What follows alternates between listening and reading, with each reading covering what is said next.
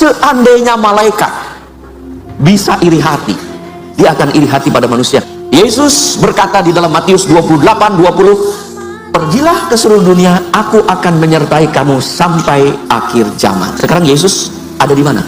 Ada di mana-mana ya? Pernah menyentuh Tuhan Yesus tidak? Aduh, belum pernah jadi orang Katolik menyentuh Tuhan Yesus, rugi. Yesus berkata, aku akan menyertai kamu sampai akhir zaman. Dan itu konkret, Yesus tidak bohong, betul. Di mana? Perayaan Ekaristi. Yesus hadir secara real dan sakramental dalam perayaan Ekaristi. Nyata. Orang yang sakit pendarahan ketika bertemu dengan Yesus apa? Asal ku jamah saja jubahnya, aku akan sembuh. Dalam perayaan Ekaristi kita komuni. Bukan hanya menyentuh, tapi memegang, menyantap Tuhan sendiri yang berkenan menjadi kekuatan kita. Tidak ada orang yang memiliki Ekaristi seperti kita ini.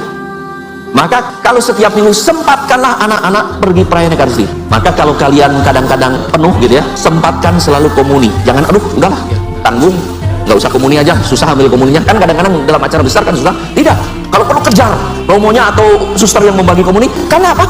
Tuhan Yesus ya. Apalagi kalau setiap hari perayaan Ekaristi, para imam itu bersyukur kepada Tuhan karena setiap hari perayaan Ekaristi. Jadi perayaan Ekaristi, Yesus sungguh-sungguh hadir. Dan ini yang seringkali tidak disadari oleh kita. Maka fokus konsentrasi. Heran kalau ada orang tertidur dalam perayaan Ekaristi. Jadi mau ngantuk seperti apapun, kurang tidur seperti apapun, kalau kita bertemu dengan orang yang penting, luar biasa. Dan barang yang paling suci di dunia itu apa?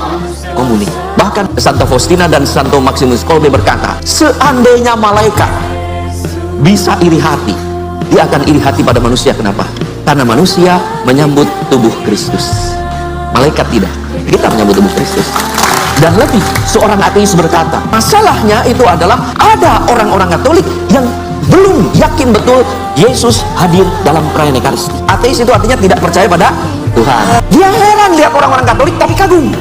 Karena apa? Menganggap Yesus hadir secara real dan sakramental dalam perayaan Ekaristi. Maka kata ateis itu, seandainya orang Katolik itu betul-betul sadar bahwa itu Yesus dan mengimani Tuhannya, maka kalau menyambut komuni, dia akan menyambut komuni sambil berlutut karena Tuhan sendiri. Sehingga persiapan untuk menyambut komuni juga, kalau kita sadari, harus luar biasa kita siapkan.